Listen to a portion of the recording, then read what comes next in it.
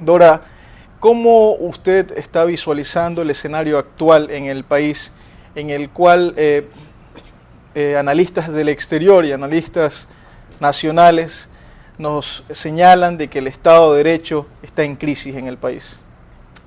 Muchas gracias por la invitación y por estar aquí discutiendo este tema tan importante que en nuestro país tiene una trascendencia vital, especialmente en estos días en que con mucha preocupación vemos que las reglas de un Estado de Derecho, las reglas que nos dan la estabilidad, la seguridad, la garantía para nuestro trabajo, la garantía para nuestros derechos de propiedad, las garantías para nuestra libertad está siendo resquebrajada. Y no es la primera vez, economista Molina, por supuesto. Nosotros hemos atravesado en el país por crisis del Estado de Derecho muchas veces, la más cerca, la que podemos recordar precisamente con el expresidente Gutiérrez, cuando se resquebrajó todo lo que era la parte jurídica de nuestro país, y lo podemos ir más atrás, yendo a recordar también el momento en que se depuso al presidente Bucaram, a Maguad. O sea que tenemos un historial nosotros de no obedecer a la ley. ¿Por qué no obedecemos a la ley? Quizás esto nos pueda decir Rodrigo. Bueno, vemos aquí en el Ecuador en este momento justamente que se ha entrado en un proceso de arrasar con las instituciones, ¿no? Y es porque justamente los ciudadanos no están conscientes de la importancia que tienen las instituciones.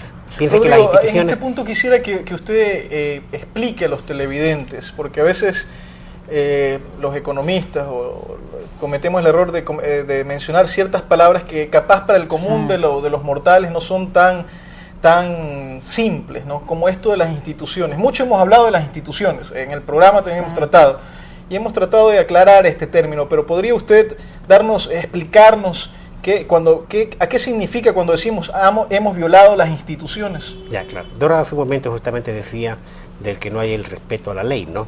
Y eso justamente significa no respetar a las instituciones. Las leyes son las instituciones formales.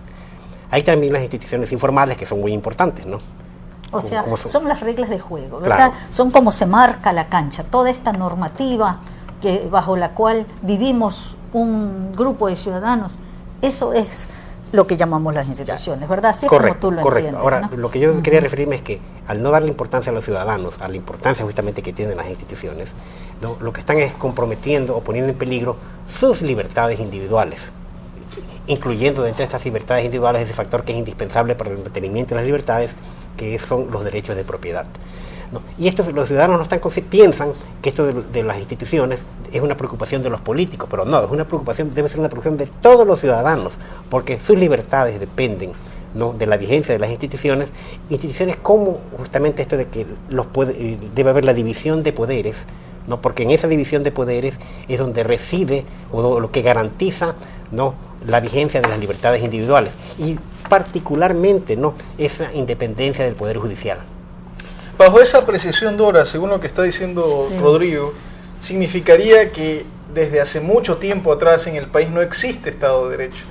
Partiendo de la apreciación de Rodrigo de decir de que tiene que haber una independencia de poderes, judicial, ejecutivo, legislativo, lo que hemos visto en los últimos 25 años y capaz, si vemos mucho más para atrás, también se van a presentar estos hechos, es una constante violación al sistema judicial a través de poderes políticos o económicos, al poder legislativo, al mismo poder ejecutivo que se lo ha sacado de ejercicio a través de una declaración del Congreso. Es decir, realmente hemos vivido en una constante crisis del Estado de Derecho. ¿A qué nos puede llevar esto?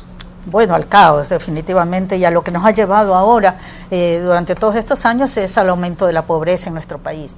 Ahora, lo que sí, estoy de acuerdo con lo que usted dice, Carlos, que hemos ido de crisis en crisis y nuestro Estado de Derecho tan violado y lapidado. Pero, ¿por qué obedece eso? ¿Que nosotros los ecuatorianos somos reacios a obedecer las leyes? Eso es lo que me pregunto. ¿Qué es lo que pasa? ¿Por qué moralmente? Porque hay un aspecto moral profundo, ético, en esto, en no obedecer el conjunto de leyes, no obedecer la normativa imperante aquí en el Ecuador. Cuando un ecuatoriano va a otra parte, va a los Estados Unidos, no es que se transforma, pero ¿por qué obedece las leyes allá? ¿Por qué las leyes no las obedecemos acá, pero las obedecemos en los Estados Unidos? Cualquier tipo de leyes. ¿Por qué vemos que nos parqueamos a un lado cuando sabemos que no podemos hacer un doble parque? ¿Qué explicación usted mismo le da? Exacto, ¿no? Entonces, una puede ser que no hay suficiente castigo.